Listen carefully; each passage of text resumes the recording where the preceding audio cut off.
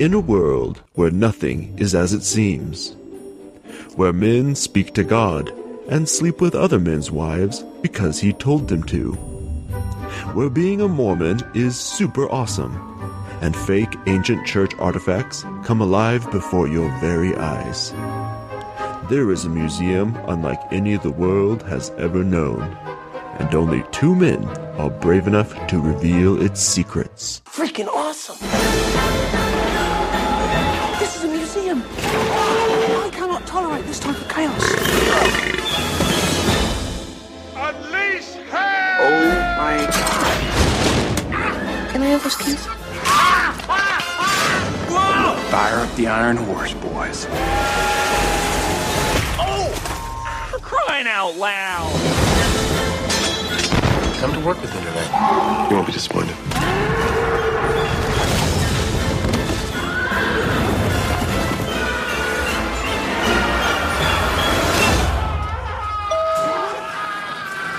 This is so not worth $11.50. This is Sage and Tom's Night at the Church History Museum.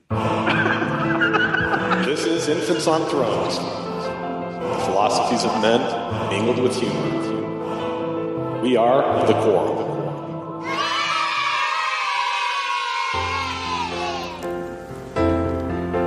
Hey everyone, Sage here.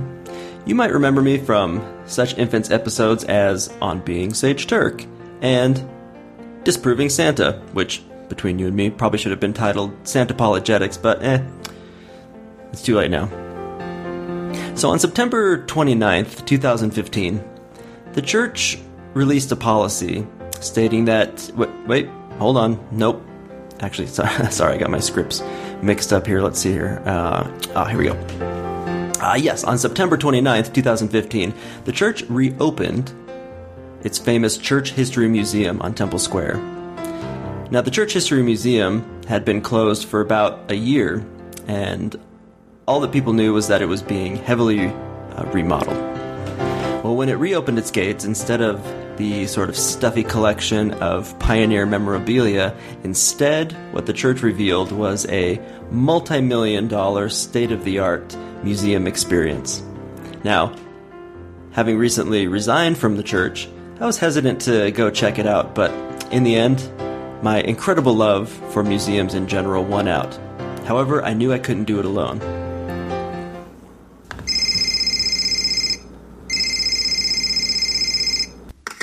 Hey, this is Tom.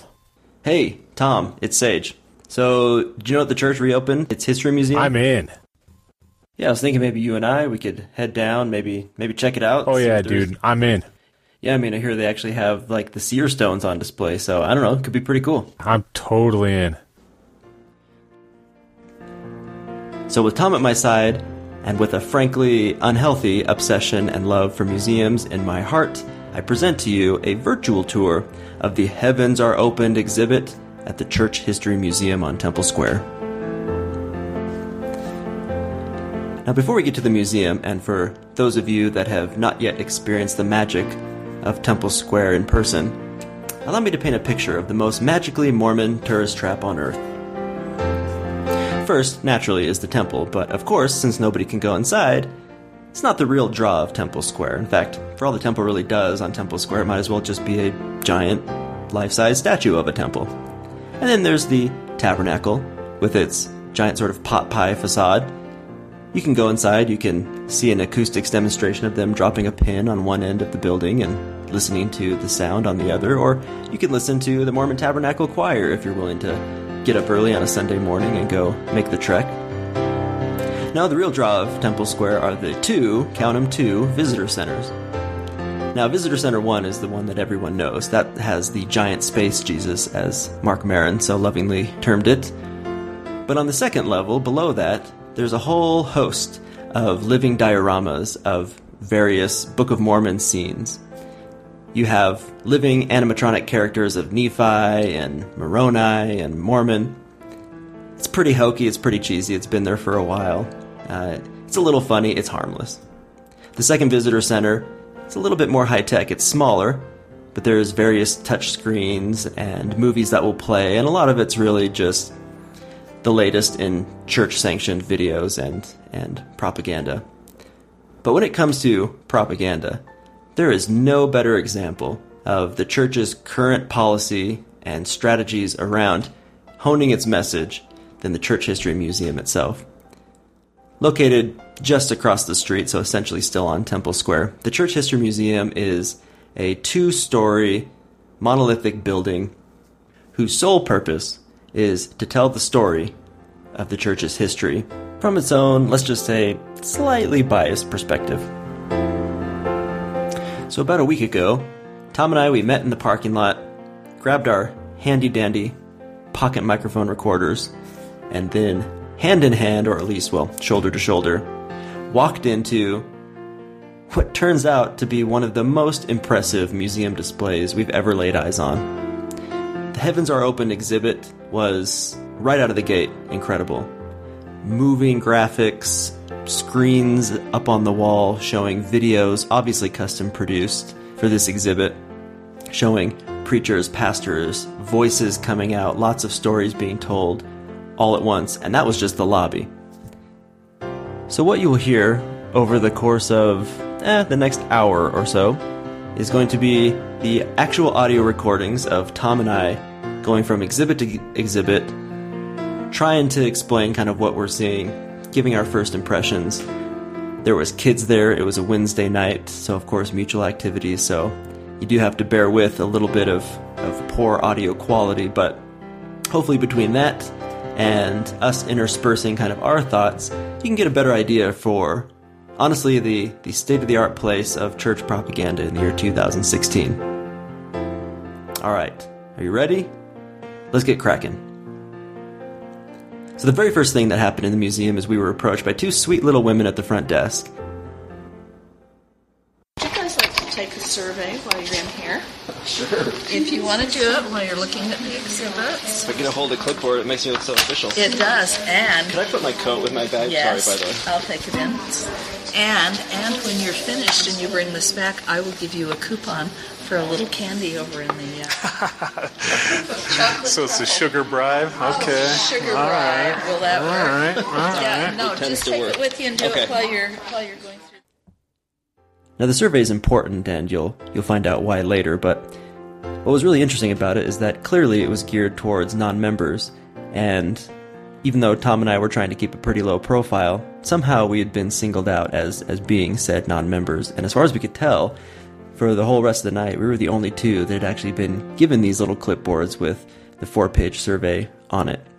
Here, you could stuff that in the movie Doors of the Open. Okay, thank you very much. That I deserve the wrath of an angry God and the watch a pains movie of too? everlasting punishment. It's intense. Tell you, man, when I take you out, I'll take you out. Whole experience. The movie Tom mentions we'll get into in just a second. First, though, was the Living Cabin exhibit. This was a partial recreation of pioneer-era log cabin, supposedly similar to one that Joseph Smith would have found himself in as a boy. And everything in this cabin was able to come alive. So there were pictures on the wall, sort of these silhouette-style images of his grandmother and grandfather on both sides, artifacts that had various audio clips. There were little trays to open up and explore. Let's hear a little bit of some of the impressions we had of this living cabin. Okay, so you made mention that there was an actual stone. Is there really? I cannot subscribe to any particular system of faith. Let's see it over here. I contend for the ancient order established by our Lord Jesus Christ and his apostles. That's But Joseph if you Sr. remain a member and of his no mom. church, all religious Lucy. people will say you are of the world. That's the parents. And if I join one denomination, Sort of like all the if rest will say I Harry am Potter that. and just They will envision the Lord Yeah. revealed to me. The world is a Here's the Disney grandparents. What are they? barren true. My parents were so poor that they apprenticed me at the age of 4. It's like a puzzle. Remember when we lived in Instead, I pursued earthly riches. That's actually kind of cool. It's like I a practically did it. photo that's animated. It is like And my father was a church deacon.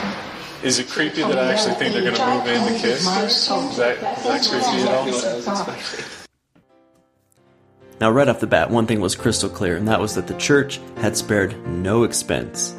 The level of technology and sophistication in every single display was really impressive, actually, and kind of made it fun to sort of explore who Joseph Smith's ancestors were, learn a little bit about his grandparents. Even seeing some of the pottery shards and some of the artifacts from daily life was pretty cool. Now, next up was one of the parts that we were most excited for, and that was the church's newest filmed representation of the first vision. And wouldn't you know it, Tom and I were just in time for the very next showing. So we're going to watch a movie on the first vision? I think so. That is going to be one of Dude, the like, screen is like... oh yeah. It's like better than IMAX, because you have to actually turn your head to catch it all in. This is going to be the next best thing to having the first vision. Well, arguably it could be better, but yeah. It's all around you. I just hope like the voice of Satan like attacks you from the back like surround sound. You know those have you ever done those 4D theaters? Yeah. Where they like blow wind or poke the back of your shirt. Yeah, like Bug's Life at Disneyland, right? Oh man, if they did that. As soon as he grabs you, like there could be like like a rumble in the chair and then somebody from behind grabs you. I'm not gonna lie, that would be so great. Now, pretty soon the movie began, and honestly, because we don't want to get busted for pirating, we decided not to record the actual movie itself. So, just as an overview, what we saw was a screen that was thin. It wasn't as immersive and large as IMAX, but it wrapped further around your peripheral vision. And the way that they had filmed it was really incredible, that all the perspective was correct, so you could look around you and kind of see what was happening. You know, Joseph sort of walks out into the woods, which is really what you're seeing the entire time is a single scene of this part of the sacred grove where Joseph walks in. He finds his place in sort of the middle of the screen and kneels down and begins to pray. And then the darkness appears, the music swells, God and Jesus show up, and we're pretty sure that they were actual like CG creations, although they looked pretty good, but again it was kind of far away, so it wasn't a close up, and the camera angles never changed. It was always just you were sitting there as if you were watching the first vision play out in front of you, and it was happening in almost 4D. It was really, really impressive. Let's hear what we had to say after the movie was over. So the trippy part to me was that it's like the screen is all bent, so it takes in all your peripheral. Yeah, and they actually... If they had fans, dude, it'd be a full 3D experience. Yeah. I actually was impressed that it wasn't just like wrapping it around, like clearly, because like the perspective was correct when we were looking at it. Like, it took some doing. That was pretty interesting.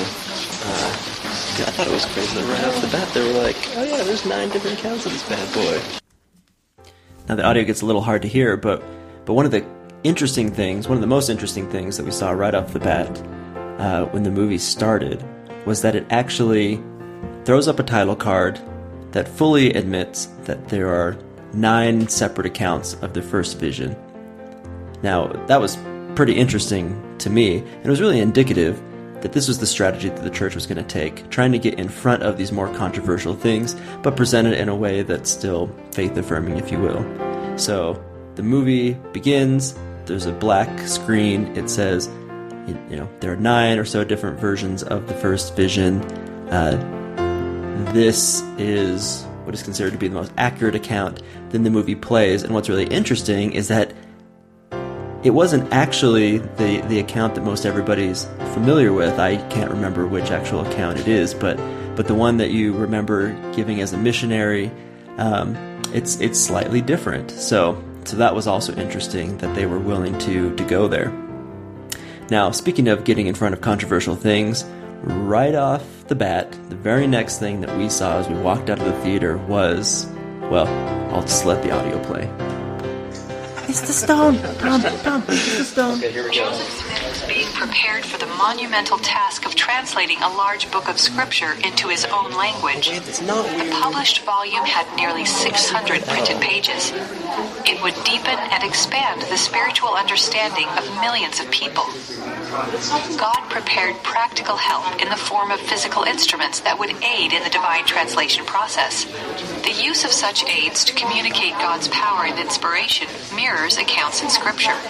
In addition to the Urim and Thummim, the Bible mentions other examples of physical instruments being used to access God's power. They're showing you The rod of Aaron, a brass serpent, holy anointing oils, the Ark of the Covenant, and dirt from the ground mixed with saliva, which Christ used to heal the eyes of a blind man. The sacred tools Joseph used were stones that aided in the translation process. Joseph Smith consistently testified that he translated the Book of Mormon by the gift and power of God. That's the out. Consistently. That's consistently said one thing. But see, that's the coverall. Yeah. Well, and yeah. That they're trying.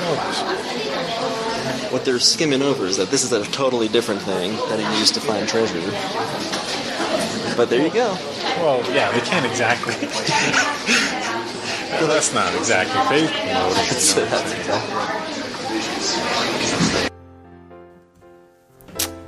Yep, it's true. The seer stones were front and center in this museum. Well, they weren't at the actual seer stones, but a huge picture of them. So both of them blown up to probably like 7,000 times life size. And then this huge corner section that was devoted to really trying to explain the idea of the stones. Now, one of the things that was pretty interesting was this reference to seeing stones in the Book of Mormon that neither Tom nor I were familiar with. And, well, let's just say we got a little schooled, but let's listen to what happened. Huh. Wait a second. Okay, hold on. In the Book of Mormon, the Lord gave the brother Jared 2 stones that would magnify the eyes of men, things written in an unknown language. So they're using that as a... Wait a second. That's in the Book of Mormon. I don't remember being given 2 seer stones, but whatever. Well, wasn't that... I don't remember either. I don't have the great... Like, how many stones did this guy make? Well, didn't he do... He just touched the one to light it up. Yeah. Light up the little... Those are the tight only, as a dish submarine. Those are the only stones of this... Wait a second.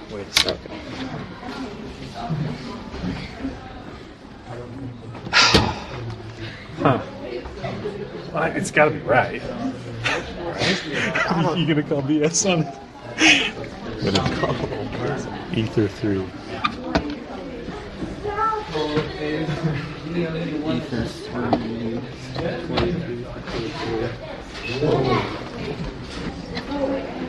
22 and 23. Okay, Or 23, 24. Came past the Lord, son of the brother Jared, behold, thou shalt not suffer these things which you have seen to go. Okay, so he gives him that whole vision of everything when he sees him.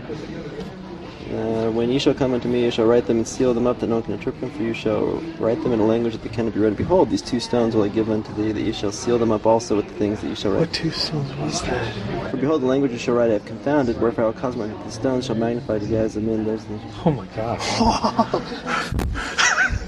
You just got schooled, Holy man. freak. I don't remember that. Well, I mean... Is he just saying that... But he's just saying he's going to, like, the stones that I just gave you, you're going to, like, seal up with it? I guess he's saying, I will cause my own time, the stones shall magnify to the eyes of men. Can you go to the chapter heading? Is this the one where he does touch the stones to make them glow? Yeah, because then he sees the finger. Yeah, right here. So the brother sees the finger of the Lord as he touches 16 stones. Christ shows his spirit body to the brother. Okay, so it's the glowing stones that will actually confound his mind to read different languages? Well, then the interpreters are provided to bring the Jaredite record to light.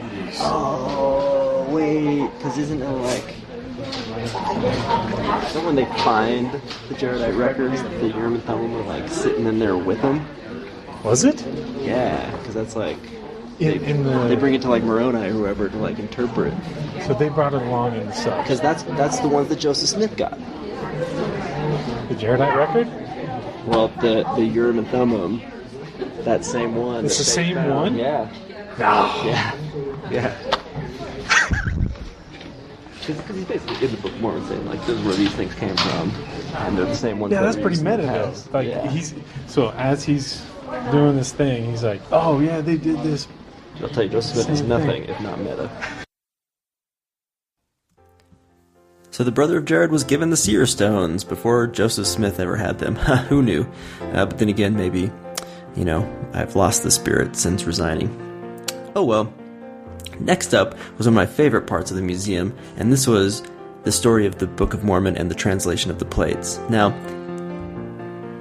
they really skim over the translation of the plates more than they could have. I was expecting sort of a living hat to look into and maybe a glowing stone, or maybe you could actually move the curtain back and forth and fool your friends, but instead what they had was the various hiding places of the Book of Mormon, and the way you were able to get to these hiding places was you crawled into a little hollow log that had little picture windows inside of it. So, of course, I jumped into that log.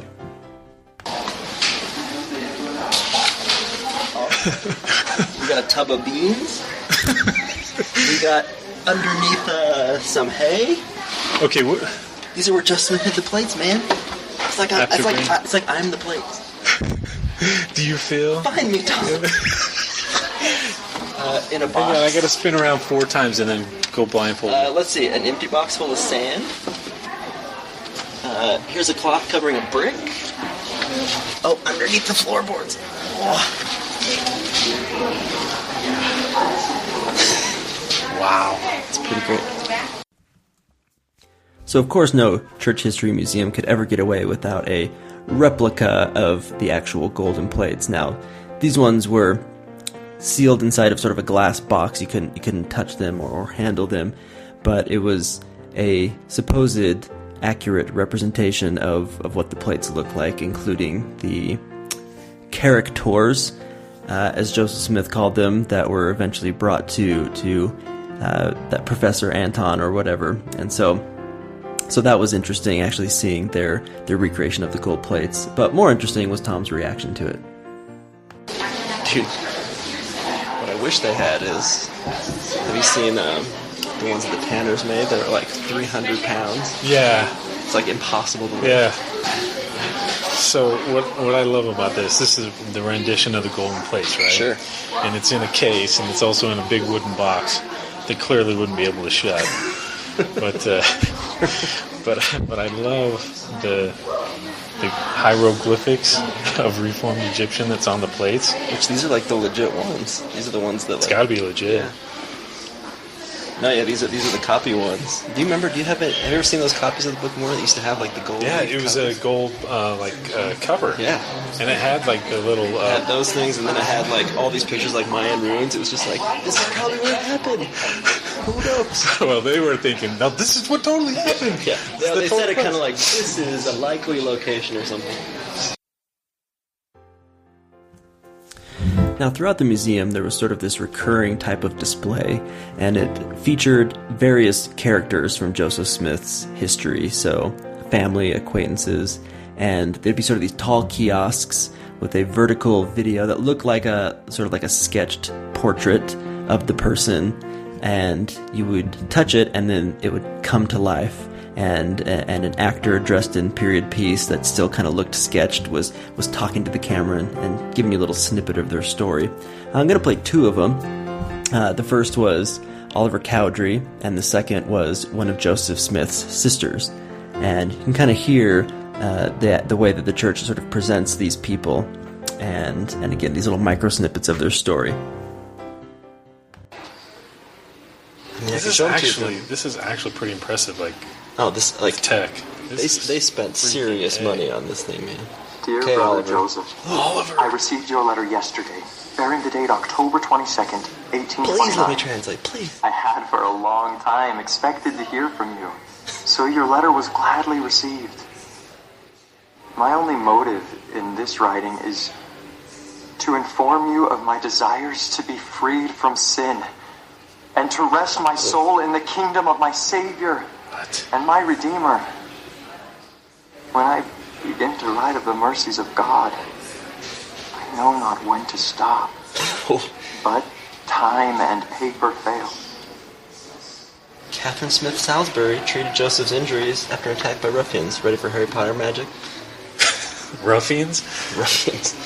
Ne'er-do-wells. I was at home when my brother Joseph burst through the door, out of breath and nearly exhausted, and threw himself on the couch. He was clutching the package with the gold plates against his side with his left hand, and his right hand was badly bruised. Oh no. Joseph told me that 3 men had leapt out at him from behind a fence. He hurt his hand striking one of them to get away. Oh, so he solid them too? Then he ran with the plates until he was out of breath. Like those plates, which are... I looked after Joseph until he was breathing properly again. And I examined his injured hand and treated the bruises on his knuckles. I never saw the plates because the angel had forbidden Joseph to show them at that time. Oh, no. But I did heft the package to set it on the table. The angel was like, he'll totally ruin the surprise. But he was carrying a bag, and he got assaulted, and I would have seen him. The angel said, no way, Jose. It's like, sorry, man, I'm busy. I need him back, like, immediately. I'd show him to you, but you got to tend to his wounds first. And then maybe. Now, another sort of recurring motif throughout the museum was this idea of living timelines. So there were several kiosks that would sort of explore different periods of church history, and each one had a little bullet or bubble you could tap on, and it would explore deeper into that event. There was one event that was brought up, but I don't know, left a little vague. It's interesting. So we have the restoration of the Melchizedek priesthood. Not a whole lot of details around this one. We don't have a date. Well, did we have a date of when it was painted, oil on canvas in 2015? Finally. No, yeah. Clearly it was by the river, I guess. I guess so.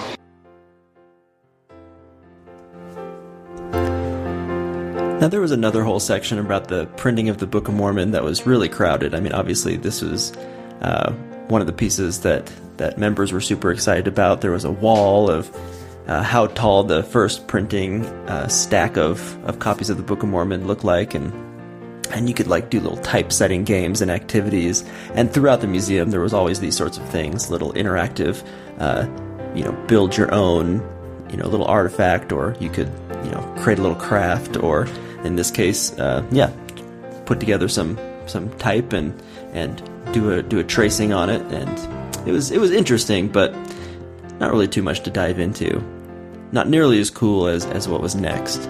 Probably the most interactive, high-tech portion of the entire museum was this one wall that was totally a touchscreen LCD monitor. So every piece of the wall you could touch and explore. And the first thing on the wall was this map that showed the eastern seaboard and also the shoreline of England, and all these little church history dots all over the place. And not only could you explore hundreds of these locations and just keep diving deeper and deeper and listen to audio tracks, and it would zoom as you'd click on it. It was incredible.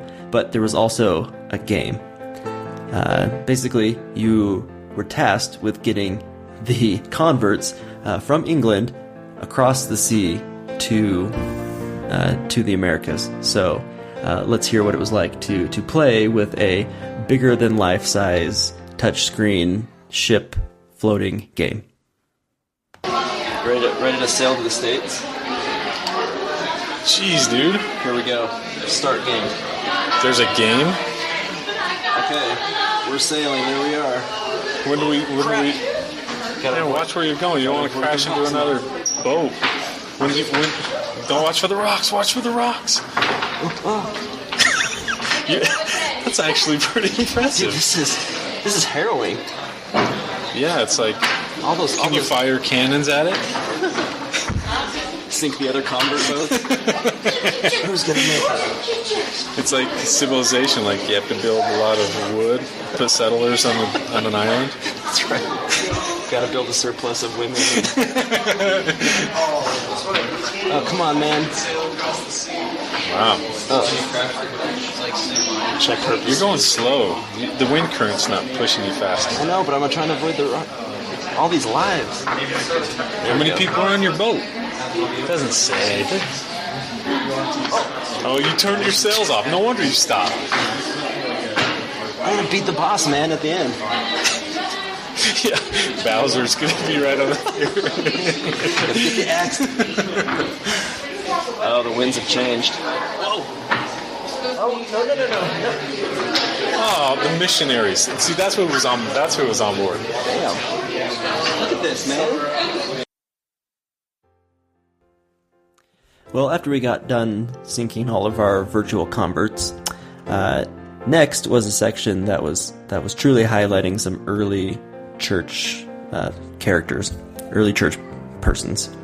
They highlighted Brigham Young, of course, and we'll talk more about Brigham Young a little bit later. They also highlighted Sidney Rigdon and Oliver Cowdery and Heber C. Kimball. There wasn't a lot there. It was sort of artifacts from their life and, of course, little cutesy tidbits about them. But it got Tom and I thinking. Like, you can't find a timeline of Joseph Smith's life that makes sense. No one's done it. People have put together events, and some people have put together the revelations, and some people have kind of like explored the polygamy angle, but there's nothing that's like a single source. What happened? Well, and when I think of Sidney Rigdon, I can't help but think of like Crazy Sidney, because he ends up going more or less crazy at the end, and starting his own church, and just doing all that crazy stuff, and like Oliver Cowdery, and how he was trying to blow the whistle, on his Joseph Smith. And yet you've got like what is it, section 88 or something like that, where Sidney gets that like shared vision with Joseph, like the whole olive branch or olive leaf one. And he was really close to taking over. Yeah. But what's crazy is like then you got guys like Heber C. Kimball, and you read some of his writings, and this guy was like, before he ever met Joseph Smith, this dude was having like visions of like blood seeping up from like the ground and crazy bonkers stuff. And you just have to imagine, here's a guy that's having like legit crazy visions. Joseph Smith is showing up, and he's like, "Oh yeah, I'm having visions too. Like, why don't you come?" Oh, you had those too? Yeah, I was going to tell you. Have the crazy one where like the trees uproot and there's bodies underneath and it's all the Gentiles. He's like, yeah. And there was a guy, his name was Joseph, and he prophesied about me. Do you remember that? Yeah. Now there was one early character from church history that never once made an appearance throughout the museum that we thought was a shame. They really could have made some sort of cool interactive experience around his life. Oh, there's the powder message. A flintlock pistol by Newell. Here's what I don't know if they have anything about is good old Porter Rockwell. Oh! Dude, can you imagine a first-person shooter? You got like the Mayor of Missouri in your sights. There's Governor Boggs. Bang! There's that one apostle who was trying to say bad things about it. Bang! That'd be great. You might be able to tell from these recordings that the general structure of the various sections of the Heavens Are Opened exhibit followed the rough timeline of church history. So you started with, Joseph's early life, and then sort of moved into the New York period, and then the Kirtland period. There was a section that had looked like sort of the facade of the Kirtland Temple, and you went inside, and there was paintings that many of us were familiar with about the temple. Not a ton there, though. Not really much about the temple in Kirtland, or even what is the idea or deal with temples in general. But it was interesting. Then came the end of the Kirtland period, and before you could move on to the next section, I was pretty impressed that there was actually a giant safe door that you had to sort of spin the little wheel thing to open it up. And before you opened it up, below it said, what was one of the reasons that the early saints had to flee Kirtland? I was pretty interested to see what was inside. What's behind the vault? You ready? It's like Pulp Fiction. Oh my gosh. What was inside? Well, it was a single note. A banknote, actually. It was a banknote that had been produced by the Kirtland Safety Society. So right there, front and center, the church was talking about one of the all-time giant fuck-ups of Joseph Smith's career. But I mean, they were diving into it. There it was. Now, there wasn't much about it. It showed really just the bill note, and then there was one plaque inside of the door as you opened it to explain what it was you were looking at. Alright. Much of the unrest stemmed from a failure in the Kirtland Safety Society, a bank-like institution established by church leaders in January. A bank-like institution because they... it was an anti-banking society. Bank-like. Partly as a result of the crash of the national economy later that year, partly. That's an important word. It's not all caps, but it could be. The Safety Society closed, causing some members, including a few prominent church leaders, and it don't really matter who, to criticize Joseph Smith, but most of the Kirtland Saints supported the prophet and gathered in Missouri. Wow. Joseph Smith fled from Kirtland to Missouri in January 1838. To reflect the fact the society was technically not a bank, the note was hand-stamped so that it read, Anti-Banking Company. Yep. The fact that it was not supported by anything remotely resembling capital, the titles of cashier and president were crossed out, and Sidney Rigdon and Joseph Smith signed their note as secretary and treasurer respectively. I was just like, never mind, not a bank. Open the safe door to learn more about why the Saints left Kirtland. Yeah, that's why, all right. Now, you simply couldn't have a museum about church history and the life of Joseph Smith without talking about Liberty Jail. And sure enough, the Heavens Are Open exhibit delivered. So there was an actual recreation of the Liberty Jail cell with its low ceilings and sort of hay in the corners, and it was just jam-packed with kids trying to see what it was like to be imprisoned alongside Joseph Smith. Are you ready to go inside Liberty Jail with all these kids? Well, it's where all the cool kids hang out, man. I just want to recreate that scene. Either you be quiet or I will... What does he say? Oh, look, they got sort of hugging and something. Thou shalt triumph over all thy foes. Picture Joseph in the corner. All these things shall give thee experience. It shall be for thy good. Hold on that way. There's no way the jail was this nice. Tile. There should be like realistic urine smells. Like the pot in the corner. Yeah, instead of a broom, yeah. What was strange, though, is that there was really nothing to it. So there was some little speakers in the corner, so when you got yourself in there, you could sort of hear, I guess was supposed to be Joseph Smith talking, and he was quoting DNC section, 121, 122, but really there wasn't much about it. It didn't talk about how long Joseph Smith was in Liberty Jail, or certainly not why. So it was just kind of there, and it was really popular. But we're going to move on. So the next section was about Nauvoo, and this is where things got pretty interesting. The first thing we noticed is that this is where historical documents, like actual originals, started showing up much more frequently. And it was pretty interesting, the ones that the church decided to trot out, and it would be behind glass, it would be up on the wall.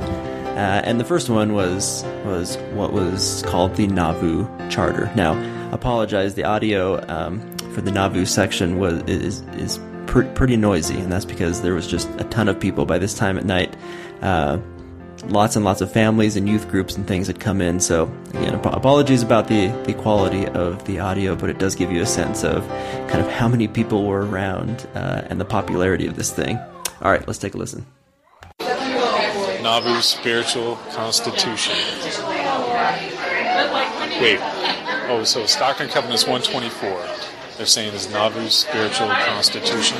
I've never heard of that before. I've never heard that before either. The spiritual constitution.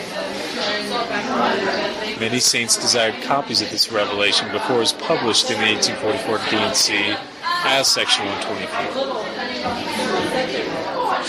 An act to incorporate the city of Nauvoo. Well, man, I don't know. I mean, nobody denies that Nauvoo was freaking awesome. Grew into a big city or whatever, but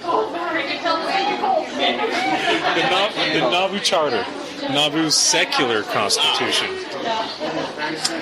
Don't get the two confused. Oh wait, memories of the Missouri persecutions led the saints to seek a powerful city government for Nauvoo. Recent convert John C. Bennett Help the Here's a prophet. competent guy who you should in no way. John C. Bennett. Help the prophet draft a charter for Nauvoo, which the Illinois legislature approved on December 16th, 1840. Wow. I'm actually surprised they even mentioned his name. I know, yeah. Now, naturally, that was the only mention of John C. Bennett throughout the whole museum. And then the other thing that we saw right next to that was plots of the general layout of Nauvoo, and Tom had a pretty interesting observation about that.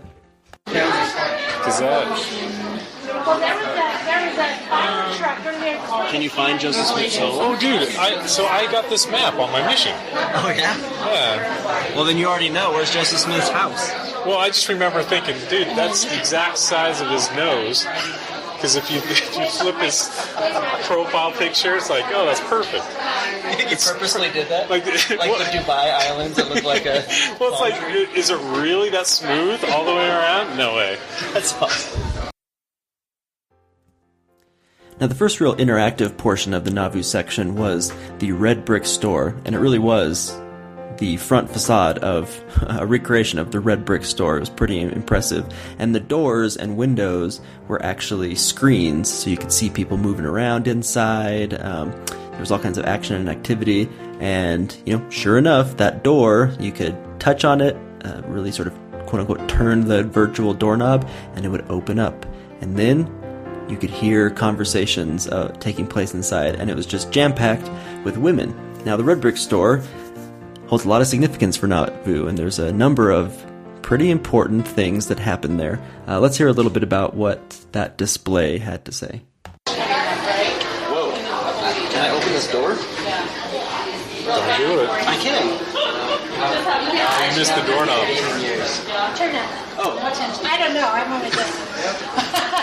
No, somehow it opens because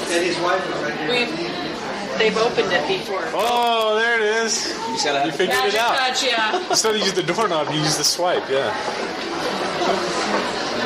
There were really high-tech doors back in ancient Nauvoo, I didn't know. Only as long as it needs to be. Melissa Bigler, is that you? This is like Joseph's view, like peeking through the window. No, I'm joining the Relief Society. Yeah, I'll take one. Oh, my. Sorry, I heard it's even hotter upstairs. I know, Is that a reference to like the temple? I don't know what that was. Because that's like the red brick store, right? Yeah. Or the red brick loft? Or was it this? Bashful, is there perhaps The red brick store. Is that There she is. That's what it was called? I hear it's even hotter. Did they mention it? She was hoping to see you here today. The store was the setting for several important events, such as the introduction of the temple and all that. Wow. Of course, I remember. Oh, and the organization of the Female Relief Society of Nauvoo. This sister has just lost her husband. This is the place. So Joseph picked the place for all the women to gather at the same place he would marry. So they're all upstairs, and he's like, dude, just get this. All the ladies are downstairs. All of them. Guys, this worked. I can't even believe it. They got a club. They can call it whatever they want, but like... Is that how he did? He just kind of like wait till they're on a group and he was just like, come here. I pronounce all of you. Like Nacho Libre just baptizes them like instantly.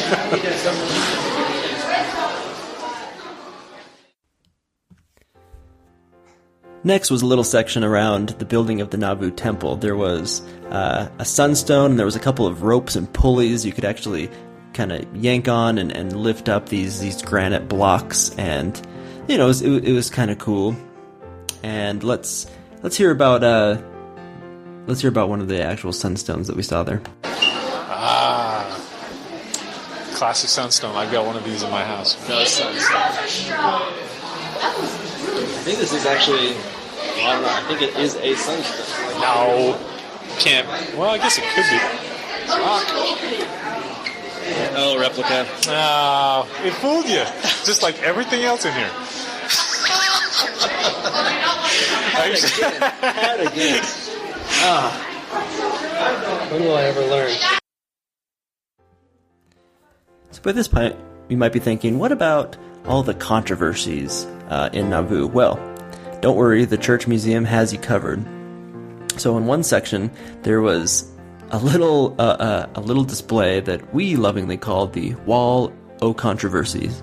And basically what it was a series of flippable tiles. So on one side of the tile would have a complaint or a controversy, levied at the church. And then you would flip the little tile around, and then it would give the actual story or the reason for it. And there was probably a dozen or so of these sort of mini controversies. Now, it was pretty high level, it was pretty surface level, but it was interesting. Again, the church trying to get in front of maybe some of these things. And even though the audio is a little rough, again, in this one, let's take a listen to some of our impressions of this wall of controversy. Okay, now, whoa, what am I looking at here? Voting, non-Mormon saints who all voted for the same candidate were manipulating the political system in an undemocratic way. Yeah, influenced by Mormon leaders. Of course it is. Whoa. Oh. No, it's not. No. Saints who all voted for the same candidate were legitimately exercising their democratic right. So they were not manipulated at all. I love how it's just saying the same thing, but guess what? It was legal, so screw you. And they were just exercising their rights. They weren't manipulated anyway. We're going to say that was left. Economic cooperation among the saints concentrated wealth in Mormon hands and threatened the economic prospects of neighboring non-Mormons. They were becoming a monopoly. But really, economic cooperation among the saints and consecrating their property labeled to the church fulfilled a religious duty to care for the needy and build up God's kingdom. Makes sense. As a monopoly. I don't know. Gathering conference from across the earth exploited native foreigners and strengthened the economic and political powers of the Mormons. Guess what? Those native foreigners are actually Lamanites, so they had it coming. Gathering faithful from across the earth was a religious duty. I love how they're just like, it's just a religious duty for saving souls and building up God's kingdom. Yeah. The non-religion was a dangerous religious military. Also awesome. Provide a legal and practical defense against the kinds of attacks and persecution suffered by the saints of Missouri. Yeah. The council. That one was like hidden, man. Dude, that is intense. Alright. Okay. Council. This private council undermined the separation between church and state. I mean, that's putting it lightly. This private council fulfilled a religious duty, once again, to be prepared to govern God's kingdom at the second coming of Christ, which was any day now. The early saints expected the second coming would occur shortly.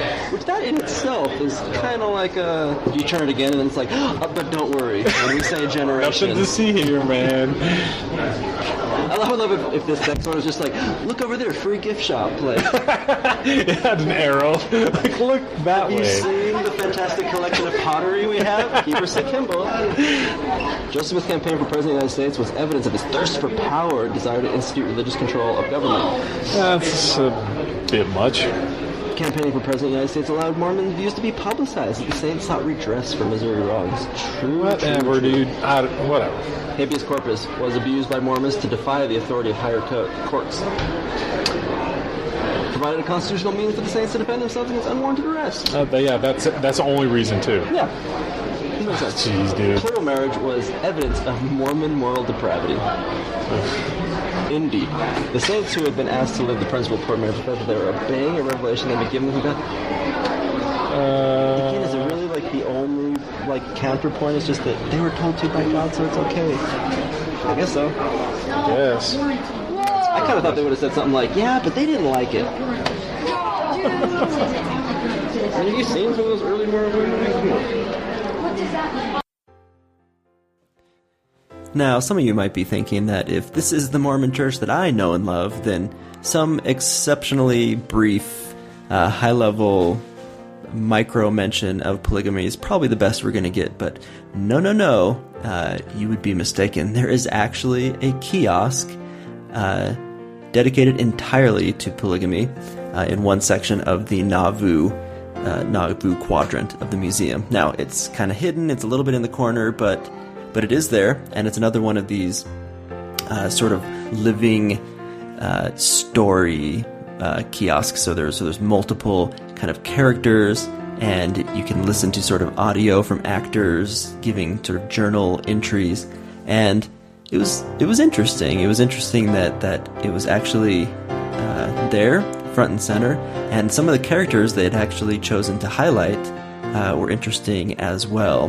Now let's go ahead and listen to Tom and I diving into the polygamy kiosk. Here we come to the crown jewel of the exhibit. I thought we started with it with this Sears dome. Okay, you ready? Read the accounts of saints whose faith was tested. The test of faith, the saints, and royal marriage. Yep. Let's see who we got. Bathsheba Smith, husband George A. Smith. Yep. Doesn't say who her. There's no animated movies done for this. Oh, I think there might be for one of them or two of them.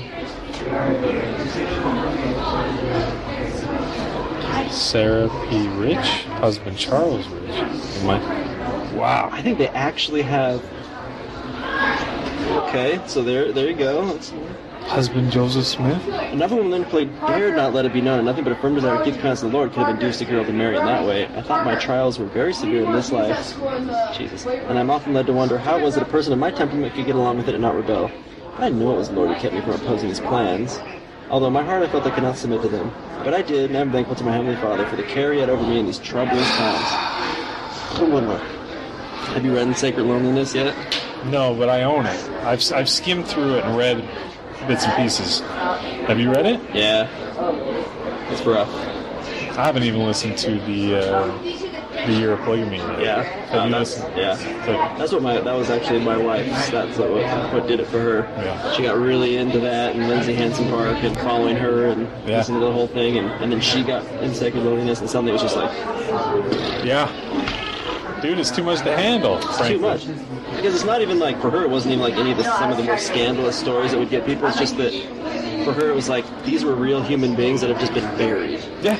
Totally buried. And she started like we talk about Brigham Young and his 30 wives, and you couldn't name a single one of them. It's like, nobody cares about these people. They were totally thrown out by the wayside. They're cattle. They're literally, they were just bartered and bought and traded. It was like and they had no voice. They had nothing. Yeah. Oh, this poor guy. Do you know his? No, but I'm just like, oh. Yeah, he does look kind of sad. Do we really care about the dude? Why? Yeah, why do you? I mean, you were the guy that was recruiting all the women. Come on, man. It's like, I have to bang. He was appointed to teach the principal. Oh, that's why. Lucy Walker. Dude, I like that they actually pick a chick that looks like she's freaking 13 years old. True. No, a few months short of 15. Sorry. Yeah. Isn't that what he said? In the Sarah Kimball? A few months shy of 15. So. Isn't that the most? That sentence is always bothered me. Oh, they bring this up. Uber C. Kimball and Balate Kimball, as related Violet. by their daughter. Is it Violet? Dude, this is Helen Mar Kimball. This is it is the youngest as one. related by the the prophet. But she's telling the story. Okay, hold on. His anguish and my mother's were indescribable when able to. Wait. My mother had noticed a change in his looks and appearance, and when she inquired the cause, dude, he tried to evade her question. This is rough. But it so worked upon his mind that his anxious and haggard looks betrayed him daily and hourly. Okay, so they're essentially saying she's telling the story of when her dad had heard the news about the proposition, and then he anguished over it. It was because it was going to be him. Yeah, because it was actually going to be for her to be one of Joseph's wives, and then why would they even talk about his suffering? And then Joseph comes back and he goes, "Just kidding, it was a test. Yeah. I'm actually here for your 14-year-old daughter." What is learn more? What do you got for me? There's no known photographs of these people. To learn more, good. And it's the very last slide too.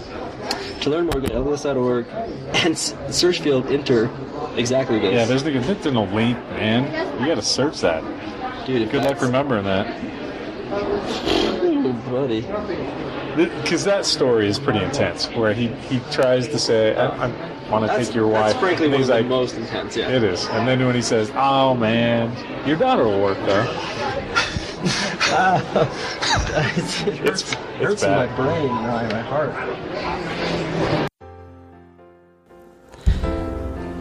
So again, the audio is a little tough to hear, but essentially what you have is the church essays come to life, and if there is a simple way to describe the entire museum, it's that.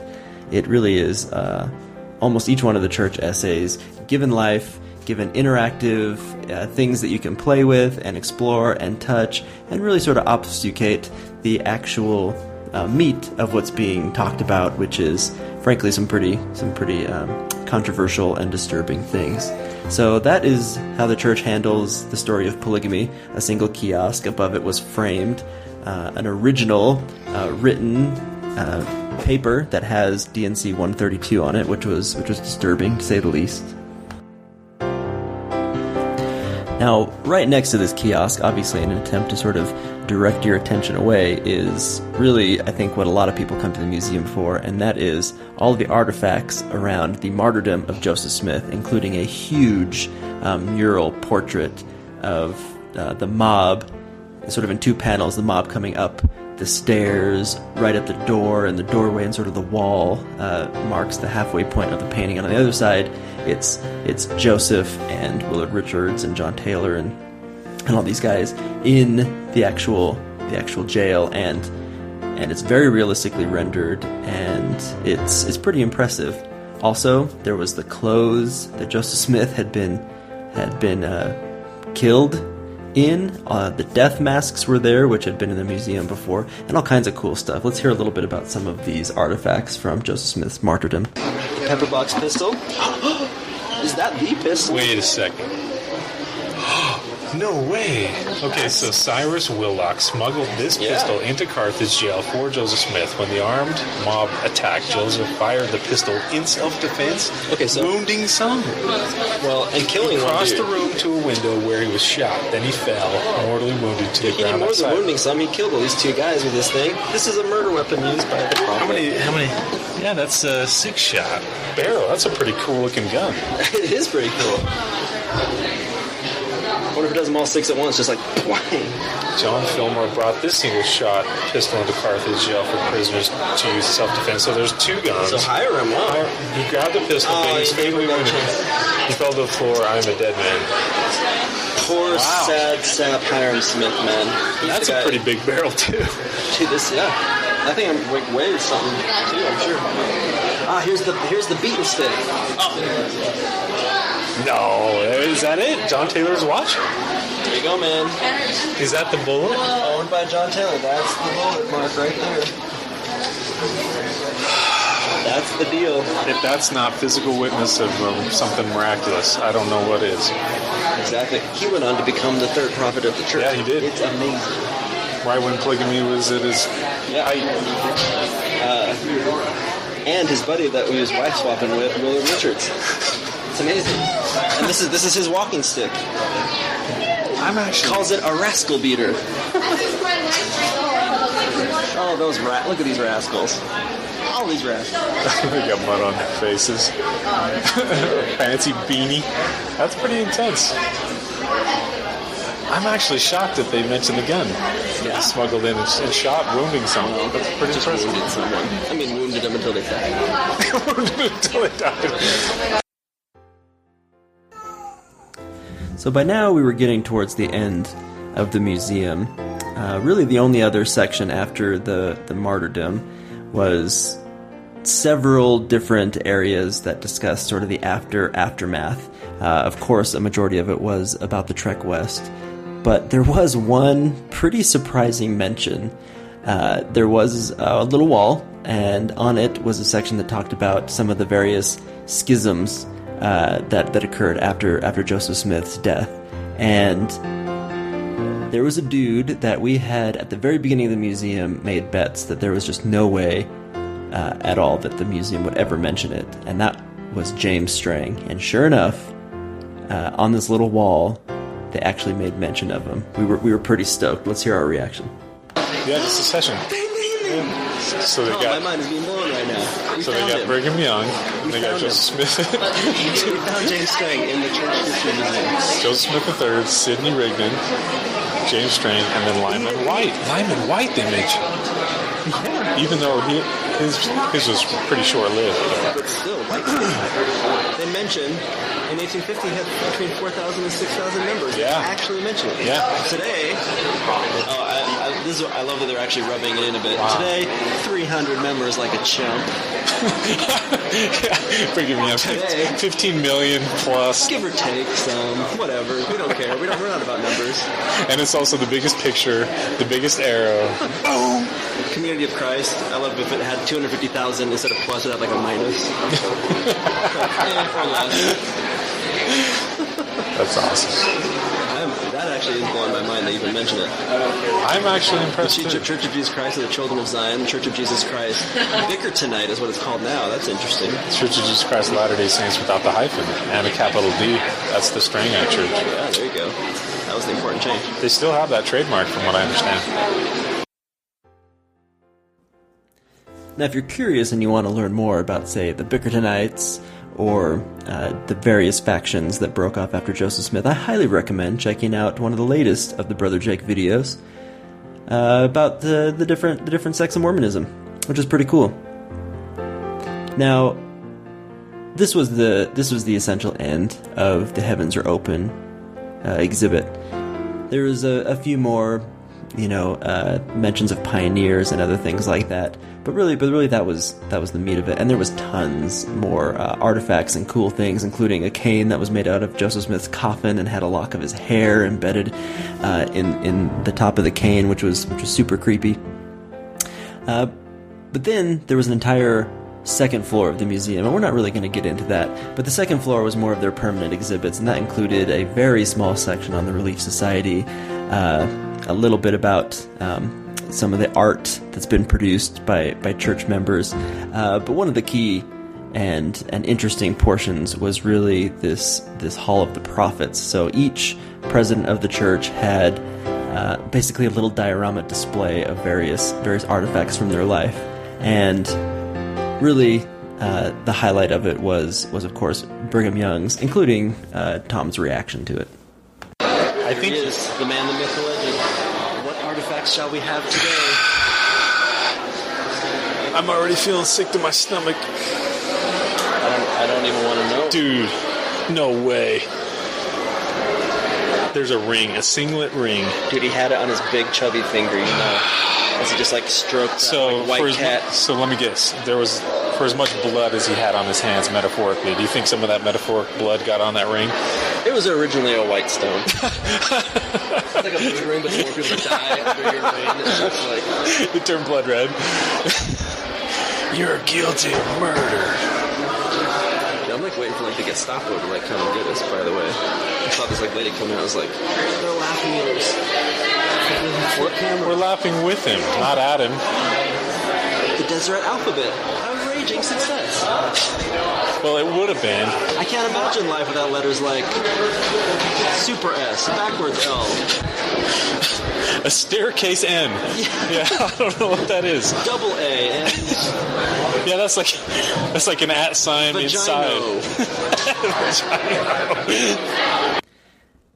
After exploring some of the other less savory artifacts from Brigham Young's life, we could tell that we were approaching the end of our journey. I'm getting the heebie-jeebies, dude. The heebie-jeebies. The Brigham jeebies. Now, before we could conclude our tour of the Church History Museum, there was one final thing that we had to do. You remember the survey from the very beginning? Well, it was time to bust that bad boy out and see what it had to say. I'm going to go ahead and play the audio. It's a little long, but it's pretty interesting. What questions the church was willing to pose to people that you could, again, tell they assumed were not members or visitors. Let's go ahead and listen to Tom and I as we fill out our surveys, which it turns out were two different versions. His was different from mine in a couple significant ways. Let's take a listen. All right, we're filling out the survey of how our experience was. Okay, so it's asking how old we are we baptized members of the church, male or female, how many times you visited the museum in the past 2 years. On a scale of 1 to 5, how much do I enjoy going to museums? And how much do I enjoy learning about LDS church history? Yeah, we both put that we love going to museums in general. Love it. And I put 2, not very interested in learning about LDS church history. You put 3. I put 3. So I mean, you learn average. about the coffin stick. Yeah, that's true. Or Brigham Young's thimble condom. Like, that's pretty... That's you didn't use stuff. a condom. You're the one that educated you educated me on that. Okay, I got the more interesting, was it interesting section. So, was it interesting? Scale of 1 to 5. Photos of the seer stone, paintings of Joseph and Emma. Yeah, you got a totally different... Joseph's preparation and audio recording, a video pillar of people who assisted with the Book of Mormon, spinning blocks, which was a dud. Yep. Alvin Smith's lap desk, which was a dud. Yep. Hilkamore on the log, which I got to crawl inside and see the... That was intense. You felt like you were there. I was there. I was waiting to be discovered by Joseph Smith. Hilkamore, all we had to do is dig. The stone box to, like, close the lid. Yep, that's true. We probably had that and so many kids died in it, they had to get rid of it. Interactive scribe table, meh. Printing, wall activities, interactive drawers, the Grand Impress, and the document case with the first edition pages of the Book of Mormon. And what section caught your attention? Well, the theater, which was like 4-dimensional, which is amazing. Yeah, so in mine, it just talks about video picture wall, Jesse Townsend, Joseph Smith, Senior Bell. I've never heard of any of this bullcrap. You don't remember seeing some of this? Like the Lucy Mack Smith footstool? I do remember being in awe of the footstool. But the Vision Theater, like you said, that was intense. It was a panoramic movie thing. And how long was it? About 5 minutes, maybe? Yeah, if that. And it was awesome. It was intense. Yeah. And, I mean, it was filmed very well. And they must have used CG, but... I actually do think that the 2 guys were CG. I think they might be. God and Jesus. But it was really well done. And they did incorporate a lot of the first visions. They mentioned 9 different versions. I honestly felt like I was in the 5th of the 9 first visions. I was there. And they actually did a really good recreation of the whole Satan taking him over. Because you have that peripheral vision and it starts creeping in. Yeah, on both sides. Both sides, and then suddenly it's all... I kept looking, because you have to turn your head to get it all in. I kept looking like, are we going to actually see Satan? If you could have actually seen his little face in the back. Or like a pitchfork come out the one side. just real quick. That would have been perfect. Man. That was good. They missed the opportunity for that, and also like the electric shock, and also maybe some of the fans blowing, so... There's some to be desired, but pretty good. Pretty good. It was pretty good.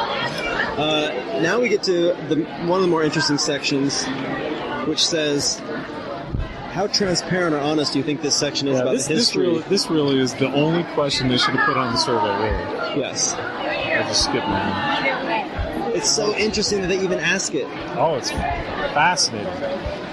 How transparent or honest do you think this section is about the history of the LDS Church using the scale from 1, not at all, to 5, very. Okay, so I'm conflicted on this because as far as transparency goes, it's more transparent in terms of actually mentioning things. Yeah, like you said, the gun that they smuggled into Carthage jail. Okay, so we got the gun. We got James Strang, and Joseph Smith III and Sidney Rigdon. They actually mention that Helen Mar Kimball, it's pretty transparent. And the Kirtland Safety Society. And there's a pretty decent section on the seer stone that quoted a scripture from the Book of Mormon. The section that had the little flippy cards that literally was like all the arguments for that you find out are total crap because it was the duty of the saints to do it anyway. But like we said, each moment of transparency is couched in vagueness, ambiguousness, or whatever. Much ambiguous all over the place. But I don't know, to answer that, how honest were they? Because I want to put a 1. Not at all, yeah. But I do have to hand it to them. There in were. This sort of backhanded way. They're like, see, nothing to see here. It's a fun, interactive exhibit that in no way represents how truly fucked up this is. Okay. I'm going to give it a 2. Yeah, that's exactly what I was going to say. They tried, but like come on, baby man. steps, right? Come baby on. steps. How would you rate your knowledge of the translation and printing of the Book of Mormon before and after the section museum? Before your visit, yours is different than mine. So it doesn't say how that. would you rate your knowledge of the discussions about religion going on in America and within Joseph Smith's extended family before and after your visit to the section museum? What? Okay. How much did you know? How much of your knowledge of the discussions about religion going on in America and within Joseph Smith extended family before? Oh, so they're trying to gauge what I learned about the religious landscape. Wow, that's a pretty intense question. That is pretty intense. I don't feel like I learned anything here. Well, mine was asked, how would you rate your knowledge of the translation and printing of the Book of Mormon? Pretty straightforward. I'm going to say before, I had a lot of knowledge. After your visit, no thanks to them, I still had a lot of knowledge. Oh, you don't feel like you got dumbed down at all? So you lost knowledge? That's a good question. No, because I learned about how big a stack of Book of Mormons look like if you got 5,000 strong. That's true. I never knew that before. And what it's like to hide in a log as the precursor to the Book of Mormon. So the central message in this section of the exhibit, I want to say to show off the money that was spent.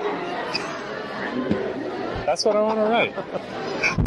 Because the touchscreens, I mean, how has that not come across as anything as braggy, we got money that very little museums have about showing off I actually remember feeling like legitimately conflicted about like when the church would produce like a really nice movie. It was like God's church is like a Hollywood level production studio. Like I guess that makes sense, but doesn't it also feel weird? Like I think I might have felt weird, about if I didn't know anything about the church and I just showed up and it was like this is a slick operation. Oh yeah, I'd be like, whoa, how did I not hear about this? Because a lot of dough got thrown here. Yeah.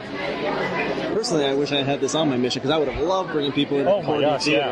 I'd have been like, you want to know how true we are? Look at these touchscreens. I would have been like, I'll see you on the other side with your baptism pot ready to go. Watch that First Vision video one more time. Kick them in the entrance and just wait till they come out. If you didn't feel or see something because you were turning your head around, oh yeah. All right, so now it's time to bring back the man, the myth, and the legend, the partner in crime for this exploration into Mormon history. Tom, how you doing? I'm doing well, thanks, Sage. You know, the next best thing to actually going to the church museum with Sage was listening back to this episode. Honestly, Sage, thanks for doing all the legwork on this episode. He was the one that came up with the original idea, offered me the gracious invitation, and then went through the process of editing and adding all the commentary throughout this episode. I personally know how daunting a task that is, so I wanted to publicly thank him for his work and his efforts. Hell of a nice job, man. My afterthoughts of this experience was that, one, I had a lot of fun on this, for sure. And secondly, I did find myself pretty surprised with some of the areas of transparency. I got thinking back, I would have loved to have seen this museum when I was a kid. The church is in a position that it has to get out in front of its history. There's no other choice. Like Elder Ballard recently said, gone are the days when a student asked an honest question and the teacher responds, "Don't worry about it." Yeah, he's right. This is the information age. And seeing these baby steps of transparency the church has made does in some way surprise me, but then again, not really. I mean, their hand is being forced. And now they're putting out these, quote, essays that are hard to find and show the seer stone and the Kirtland Safety Society note in their museum. Whoop-de-doo. I shouldn't be too surprised because, again, isn't this what we should expect from the church, being reactive instead of proactive? I want to give the church a thumbs up for this, but in a lot of ways, it's just too little too late. Hi, my name's Chalice from Clearfield, Utah, and I like listening to Infants on Thrones while shopping at Deseret Industries. You can comment on this episode on the website, infantsonthrones.com.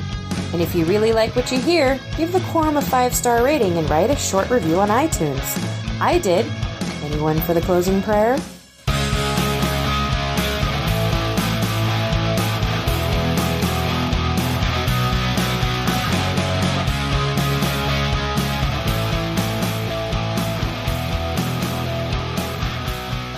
Thank you for listening to Infants on Thrones.